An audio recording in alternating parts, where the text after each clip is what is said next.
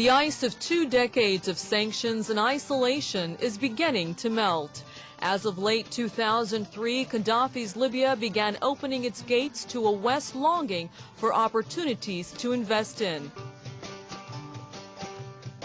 Malta, Libya's main gate to the outside world, looks very small compared to Libya, one of the largest African states. However, located between Europe and Libya, Malta has played a much larger political role than Libya, an issue no longer acceptable to the Colonel Muammar Gaddafi, who is called the leader here.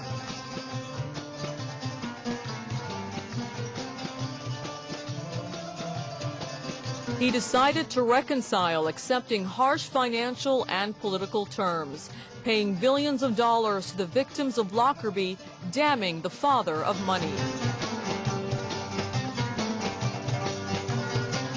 He also surrendered Mr. Abdul Basit al-Makrahi as a sacrifice and abandoned his secret nuclear program, then disclosed other country secrets. Ahmad al-Taif, his former intelligence man,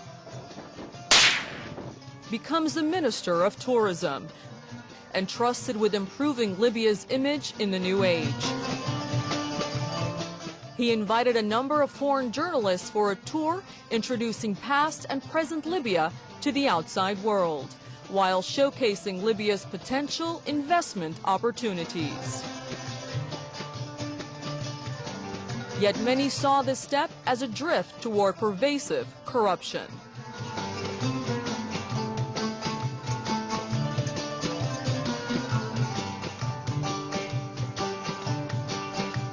Ibrahim Adabashi, Libya's deputy permanent representative to the United Nations, led the defection away from the regime with the majority of diplomats at the mission back on February 21st, 2011.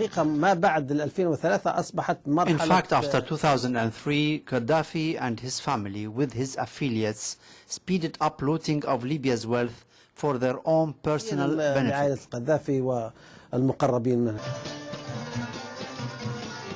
The majority of journalists had never visited Libya before. However, the Italians had, because of the geographic proximity and Italy's previous colonial control. They knew more about Libya's secrets, hidden cultures, and resources.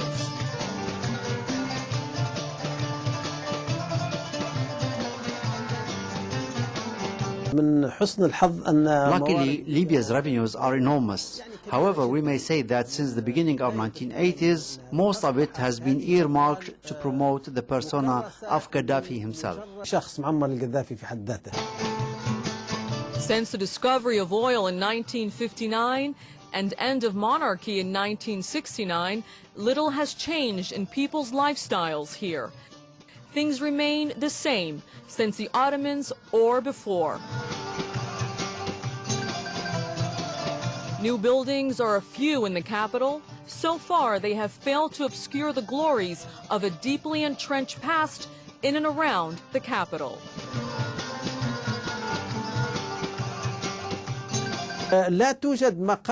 Until recently, there were no administrative offices in Tripoli, no meeting halls in Tripoli. Probably construction started in the last 2 to 3 years, mostly to allow influential officials to make more money. As-Sarai al-Hamra, the museum, is Libya's museum, built in Italian colonial times. Everything inside is superb, save the building, which suffers from neglect and is in dire need of repair. But that is not a priority on the Colonel's budgets. It is rich with artifacts of all eras, of over 10,000 years. Here settled the Phoenicians, who built 3 cities, including Tripoli. Greeks followed before the Romans.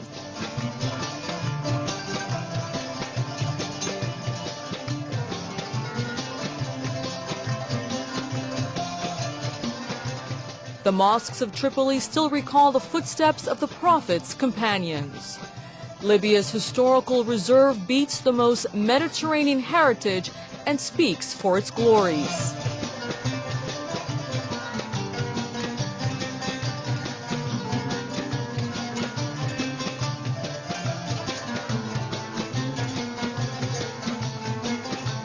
This is a Greek church, hastily refurbished before the arrival of a number of European leaders. The IAEA's former director, Mohammed al-Baradei, was first to arrive.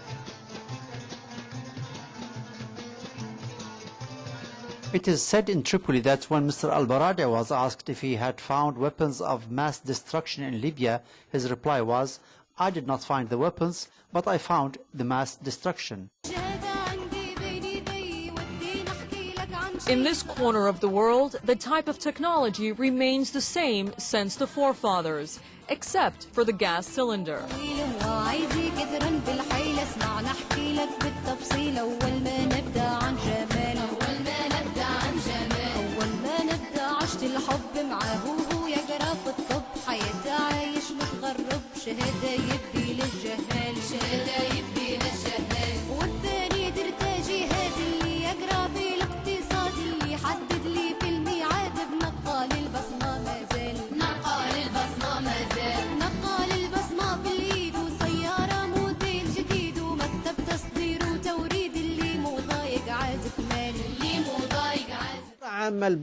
The infrastructure is dilapidating.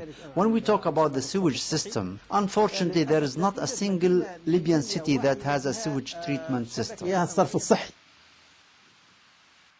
Even the airport where the visitors took off from used to be a U.S. airbase, which the Green Revolution of Gaddafi failed to keep in order.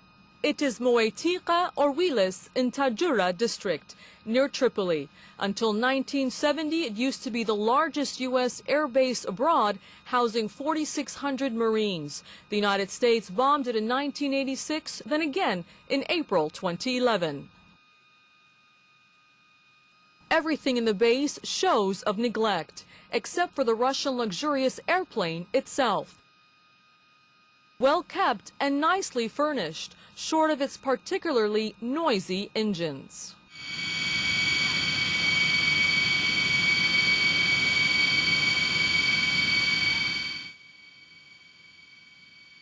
From the sky, we managed to see a rough and mysterious Libyan landscape, the harshness of which may tell a great deal about its influence on the inhabitants. The Libyan in general is very serious and cautious in his approach to life. He is generally attached to his tribe, and Libyan tribes have different African roots.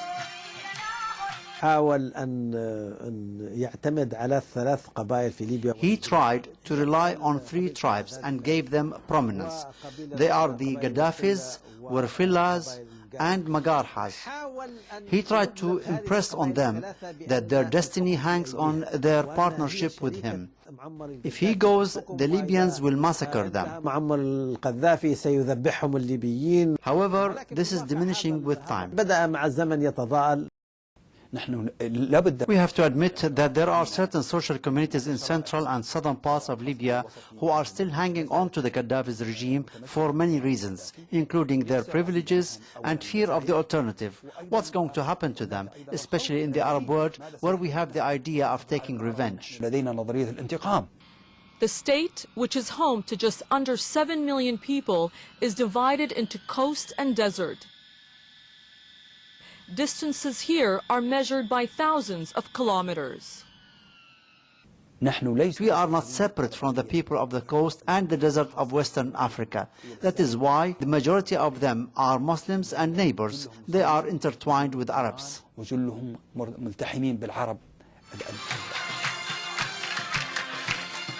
This is the airport of the town of Ghat, in the southwestern corner of Libya, close to the Algerian border. Tuareg's leader came to meet the guests. The Minister of Tourism, who is accompanied by ambassadors and correspondents, is no ordinary visitor. Therefore, the reception has to meet his status.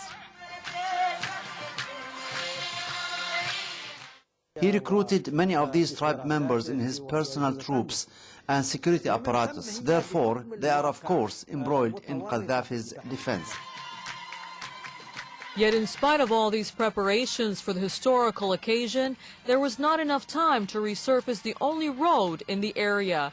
It is badly cracked given the heat of the sun in the summer, such as the runway of Ghat's airport, despite all potential hazards to the plane and its passengers.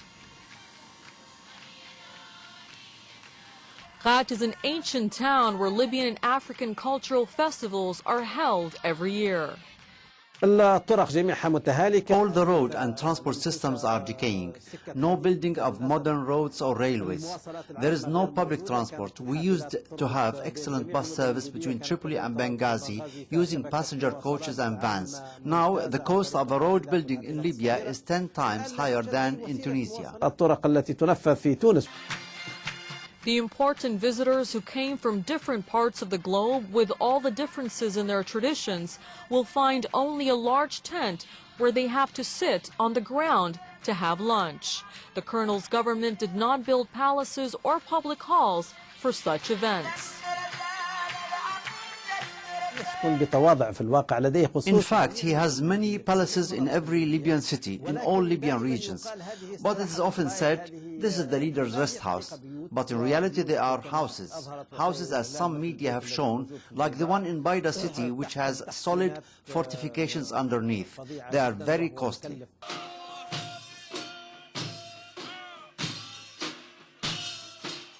Ghat's festivals attract groups and guests hundreds of kilometers away from countries such as Sudan, Nigeria, Niger, Algeria, and Mali.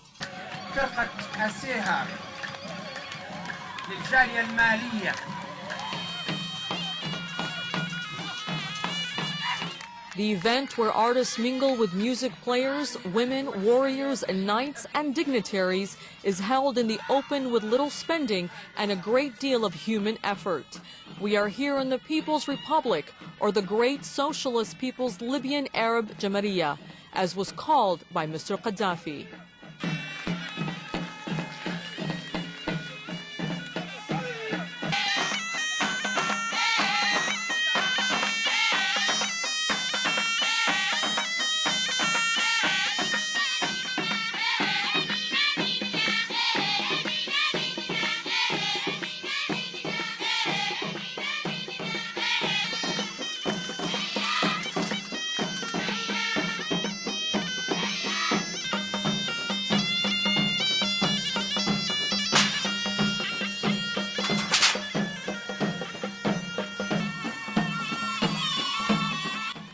In this region, both genders mix harmoniously.